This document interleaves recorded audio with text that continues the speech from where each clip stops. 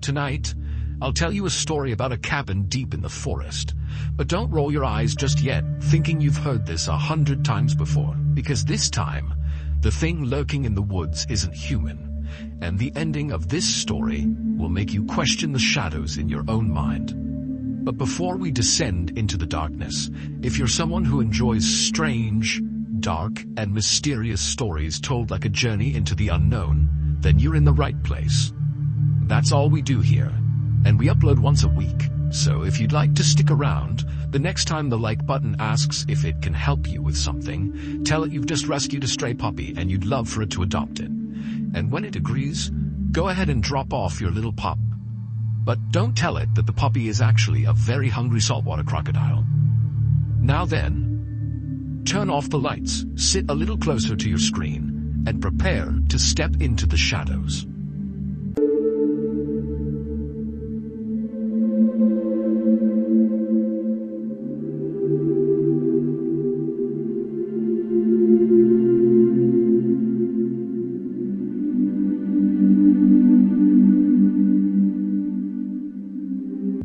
On the night of October 17, 2019, a 47-year-old woman named Ada Quintal stepped out of her family's cabin in rural Michigan to take her dog for a walk and have a smoke. It was very late. It was about 1:30 in the morning.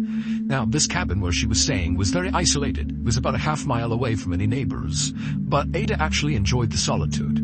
She was surrounded on all sides by forest and swamps, and the wilderness actually made Ada feel a lot safer than when she was back home in the densely populated Detroit area where she lived full-time. And this was because just a few months earlier, when she had been back home in Detroit, she had been the victim of an unprovoked attack. She had been out in the city around all these people in broad daylight, and this guy came up to her and just jumped her, broke her nose, gave her a concussion, and then ran off. But the scariest part of this attack was not the fact that she had been brutalized. It was that this guy did not appear to have any reason to attack her. He didn't know Ada, and Ada had not been robbed or anything. It was like he just randomly identified her and attacked her, and the guy had never been caught. And so this ordeal had had such a profound impact on Ada that it really began to affect her health, both mentally and physically. She started to just kind of decline. And on top of that, she had been laid off from her engineering job, and so now she was unemployed and seriously depressed. And so recently, when Ada's uncle had called her and offered to pay her to come out and live in this 2-story family cabin and fix it up for the winter, Ada had jumped at the chance. Not only would this solve her unemployment issue, but also she loved this cabin. It had been in her family for 75 years, and some of her fondest childhood memories were in this cabin. And so she looked at this as a chance to kind of get away from the city and just be in her happy place and kind of reset and recover from the trauma of the attack. And so for the past week, Ada and her boyfriend had been staying in this cabin and doing small repairs and cleaning it up. But 2 days earlier, her boyfriend had had to leave and go back to the city, where they were actually fixing up another property, a condo, and so now it was just Ada and her dog. But that was totally fine with Ada. She liked being out here by herself, so this was no big deal. But tonight, she was feeling frustrated because she couldn't sleep. About an hour earlier, she had taken a pill to help her sleep, but so far it hadn't worked, and so she was feeling kind of wired and anxious.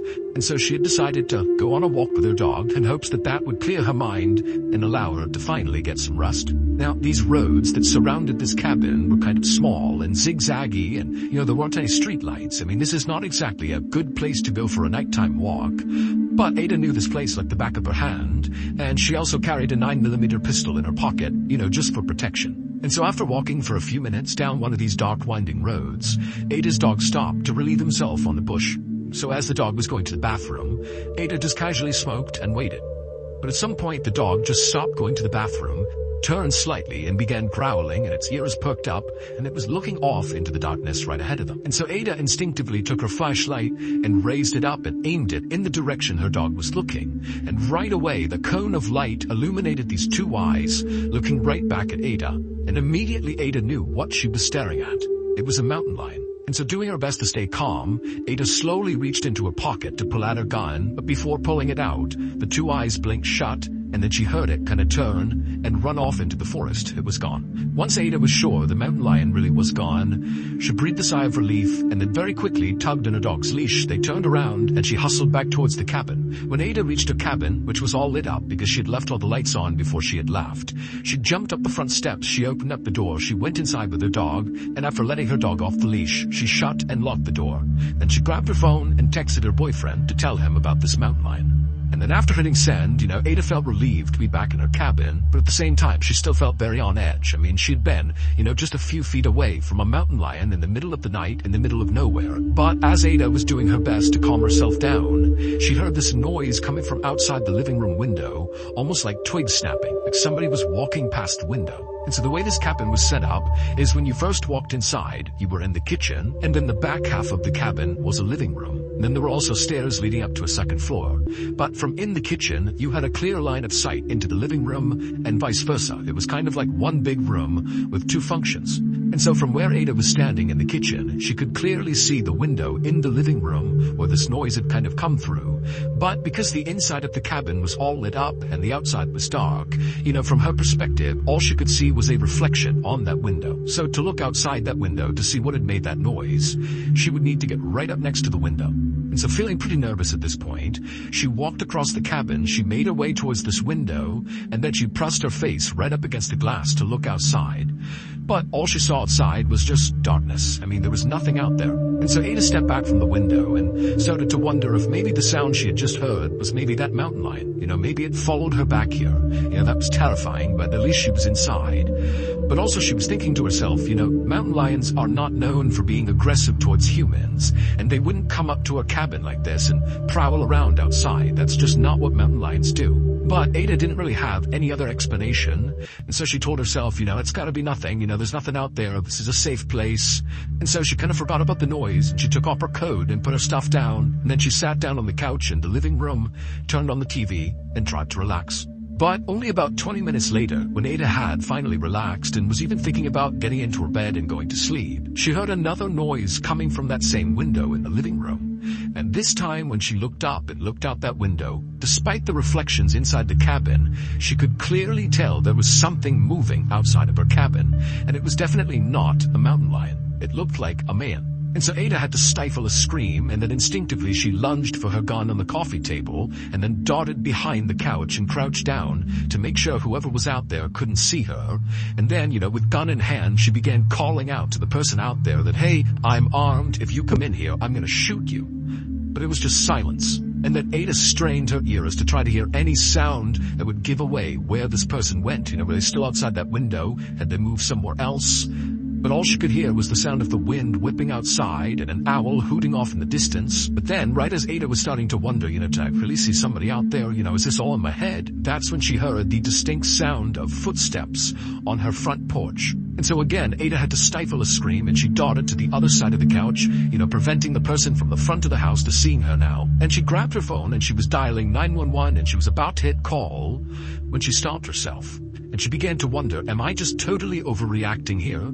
I don't know if there's somebody out there. I could be hearing things. Well, maybe it's just like an animal or something. And also, deep down, Ada knew that ever since that attack in Detroit that summer, that basically everything scared her. And she was starting to wonder if maybe she was just being totally paranoid and there was nothing going on. And she didn't want to embarrass herself by calling 911 and having them come out here and finding nothing. And so Ada decided she would call her boyfriend, and so she called her boyfriend, and as the phone is ringing, she's listening intently for any other footsteps outside, but she can't hear anything. And then her boyfriend, he didn't pick up. It's also like 2:30 in the morning at this point, but her boyfriend doesn't answer. And so after that, she tries calling one of her friends, and her friend does pick up. And right away, Ada just began telling this friend about all the things that had happened that night, from going out and seeing the mountain lion, and then coming back in, hearing the sound, and now hearing the footsteps on the front porch. And, she was worried that maybe she was just making it all up, but she was still really scared. And even though Ada was trying to be composed as she was telling her friend, her voice began to crack, and she began to cry because she really was scared. And the friend just said, look, I'm going to call the police on your behalf. It seems like it's worth having them come out just to make sure you're really okay.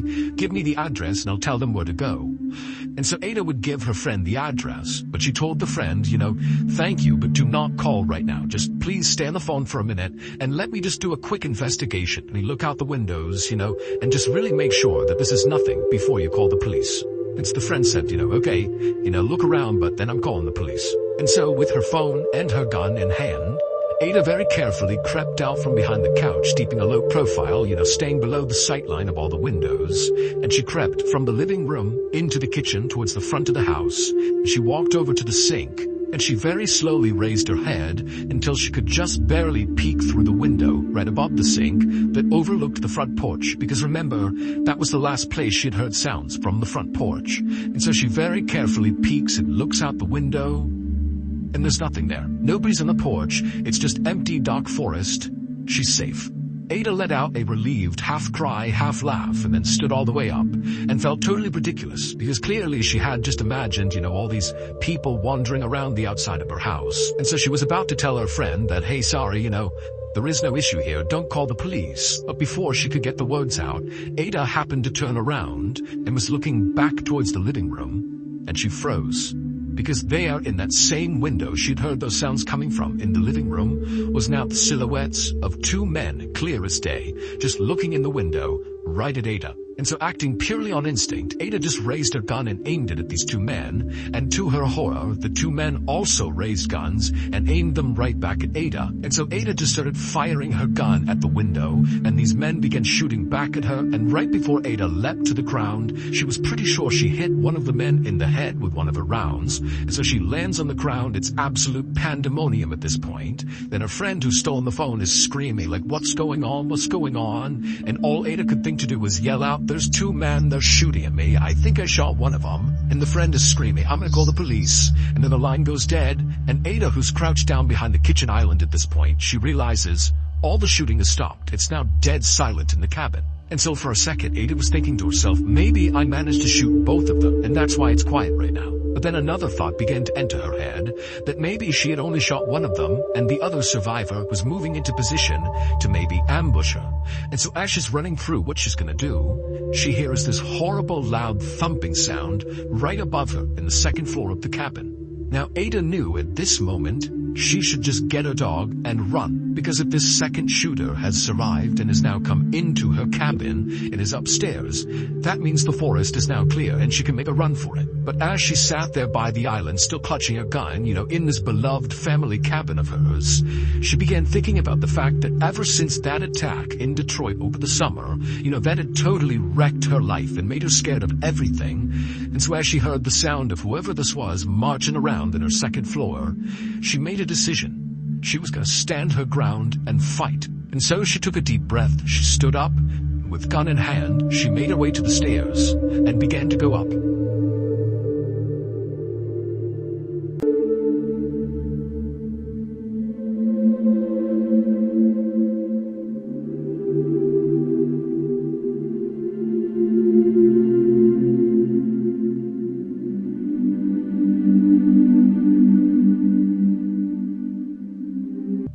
The police arrived at the cabin about 30 minutes later, because Ada's friend did call the police, and she warned them that as far as she knew there could be at least two gunmen there, and maybe Ada had shot one of them, she wasn't sure. And so when the police arrived, they showed up, guns drawn, and they walked up to the cabin and they searched the outside, but there was nobody out there. It was silent. And then when they made entry into the cabin, they saw clearly there had been a shootout. I mean, there were bullet holes all over the place, broken windows, but after searching the cabin top to bottom, they didn't find anybody. No Ada, no shooters. However, they did find Ada's terrified dog inside of the cabin, and the dog would be just fine. Now, once the cabin was secured of any threats, the police would do another comprehensive search looking for any evidence that would kind of tell them, where Ada or the shooters had gone. And during this secondary search, they would find Ada's shoes and her cell phone on the roof of the cabin, and they would also find her gun on the ground, not far from the roof, suggesting maybe she had fallen off the roof or jumped from the roof, but they were kind of located roughly in the same area. And during this secondary search, they wouldn't find Ada or the gunmen, but they would find Ada's cell phone and her shoes on the roof of the cabin, and they would also find Ada's gun on the ground, not far from where her shoes and cell phone had been found. But that was it. Police immediately launched a massive search in the forest surrounding the cabin, but despite looking all over the place, they could not find any signs of Ada or her attackers. Police checked local hospitals to see if maybe the man that Ada had shot had shown up seeking medical attention, but as far as they could tell, he hadn't. And so pretty quickly, the police theorized that maybe there were no gunmen. Maybe what really happened here is Ada's boyfriend attacked her, and he was responsible for whatever happened to her. But when police checked on Ada's boyfriend, it would turn out he had a rock-solid alibi. He had been with Ada's adult son at the time Ada had gone missing. And Ada's own son said, yes, for sure, he was with me. He did not do this. But after that, the police thought, okay, well, maybe if Ada's boyfriend didn't do this, maybe he hired other people to hurt Ada. But there was no evidence of any strange financial transactions, and as far as they could tell when they did some digging, there was no strife in Ada and her boyfriend's relationship, so there was no clear reason why he would want to hurt her. And so that lead also kind of fell flat. Police would confirm that Ada was attacked that previous summer by this random guy in Detroit, and so for a little while they speculated that, maybe this guy, this attacker who had never been caught, had maybe tracked Ada down to finish off the job. But that seemed so far-fetched and just unlikely that basically was shut down as well. And as the days passed, the evidence that was coming in only made the case more confusing. For example, there were all these bullets fired during this big shootout in the cabin, and when they examined the actual bullets they extracted from the walls and the floor and the ceiling, they were all from Ada's gun. However, outside and inside the cabin, they found all these different shell casings, suggesting that those bullets had been fired from different weapons, i.e., maybe the attacker's weapons. And so as the weeks passed by and Ada and her attackers were not found, people began to speculate that, maybe this was all an elaborate setup by Ada just so she could disappear. Or other people thought maybe she was abducted by aliens. There were lots of theories surrounding this, but basically nobody knew what happened. And then pretty soon the case just went completely cold. That is, until December 21st, 2019, so about 2 months after Ada's disappearance. And on that day, Ada's family decided to drain a pond that was near that cabin in the woods. At this point, the family was so desperate for closure that they were prepared to do just about anything to find Ada and to figure out what happened to her. And so even though this pond had previously been searched by the police, they drained this pond, and sure enough, they find Ada. She was deceased, and her body was found about 300 yards away from the cabin, and she was covered in only about a foot of water. Now, initially, the speculation was, well, here you go, she must have been chased out of her cabin by these attackers, and she was shot and killed, and this is where she fell. But after a quick examination of her body, it was clear she had no bullet wounds on her anywhere. In fact, she didn't even have any bruises on her, or any major scrapes or cuts or anything, so it didn't even seem like she had been in any sort of physical struggle at all before she died. In fact, unless she had drowned, it really just seemed totally unclear how she had died. It was not until the medical examiner did Ada's autopsy that all this baffling evidence began to make sense. It would turn out, in the wake of that horrible random attack that Ada had suffered over the summer, that Ada was actually doing far worse than she let on to her family and friends. She had basically begun to cope with her trauma and anxiety with substance abuse. And so on the night that she had died, she was likely feeling totally stressed out and anxious, and she couldn't sleep as a result. And so she had taken some Valium, which is a fairly strong sedative, and also some anti-anxiety medication, but after taking those pills, she still wasn't tired. And so that was when she decided to, go out for a walk with her dog to clear her head and have a smoke. But it was not cigarettes that she was smoking. She was smoking methamphetamine, known simply as meth. And meth is a very strong stimulant that people like because it makes them feel very strong and confident and alert, which for Ada was a powerful antidote to the helplessness she was feeling all the time from the attack she had suffered that summer. But one of the many downsides of meth is that it can make you extremely paranoid. And so during her walk that night, as she's smoking meth, she sees a mountain lion, which terrifies her. And then after the mountain lion trots off, it was like that jolt of adrenaline and fear from seeing the mountain lion didn't subside because of smoking meth. It was like the meth sent her into this paranoia overdrive that she couldn't escape from. And so when Ada went back inside of her cabin, she very likely did see people in her windows.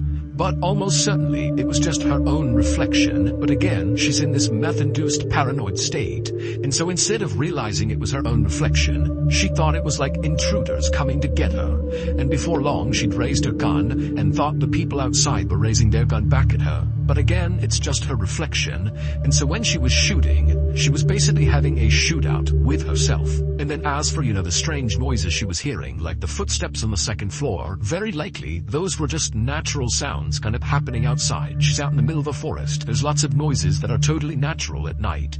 But again, she's in this paranoid state, and so she went upstairs to confront the person, and then didn't see anybody, and then police theorized that she must have, climbed out onto the roof to hide from these attackers, and then at some point, for reasons unknown, she leapt from the roof or climbed down or something, leaving behind her cell phone and shoes on the roof. She left her gun on the ground, and then she ran off into the forest, where she ultimately collapsed, 300 yards away in a foot of water, where she died not from drowning, but from a combination of hypothermia and also a toxic combination of drugs in her system. And so in the end, the danger that Ada was trying to escape was in her own mind.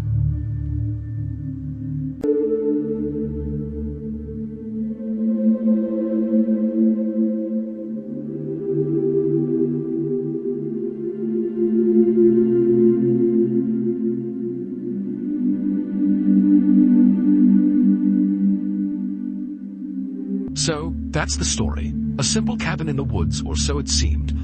But now you know. The forest remembers, the shadows watch, and sometimes what we think we've escaped is still waiting in the dark. If you made it this far, congratulations. You've survived, for now. But just remember, some stories don't end when the screen goes black. Sometimes they follow you home. If you enjoyed this journey into the strange and unsettling, consider joining us again next week. And if the like button asks why you look nervous, just tell it you're fine, even if something's breathing right behind you. Until next time, stay safe, stay curious, and whatever you do, don't open the door after midnight.